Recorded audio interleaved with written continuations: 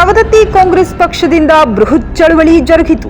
ರಾಜ್ಯಪಾಲರು ಮುಖ್ಯಮಂತ್ರಿಗಳಾದ ಸಿದ್ದರಾಮಯ್ಯ ಅವರ ವಿರುದ್ಧ ಪ್ರಾಸಿಕ್ಯೂಷನ್ಗೆ ಅನುಮತಿ ನೀಡಿರುವುದನ್ನು ಖಂಡಿಸಿ ಸವದತ್ತಿ ನಗರದಲ್ಲಿ ಎಪಿಎಂಸಿ ವೃತ್ತ ದಿಂಡಾವರಿಗೆ ಕಾರ್ಯಕರ್ತರು ಅಪಾರ ಸಂಖ್ಯೆಯಲ್ಲಿ ಪ್ರತಿ ಗ್ರಾಮಗಳಿಂದ ಪ್ರತಿಭಟನೆ ಮಾಡಿದರು. ಇದೇ ವೇಳೆ ರಾಜ್ಯ ಯುವ ಕಾಂಗ್ರೆಸ್ ಕಾರ್ಯದರ್ಶಿ ಶಾಸಕ ವಿಶ್ವಾಸ್ ವೈದ್ಯ, ಕಾಂಗ್ರೆಸ್ ಪಕ್ಷದ ವಿವಿಧ ಪದಾಧಿಕಾರಿ, ಅಭಿಮಾನಿಗಳು ಮತ್ತು ಮಹಿಳಾ ಕಾಂಗ್ರೆಸ್ ಪಕ್ಷದ ಪದಾಧಿಕಾರಿಗಳು ಅಪಾರ ಸಂಖ್ಯೆಯಲ್ಲಿ ಭಾಗವಹಿಸಿದ್ದರು.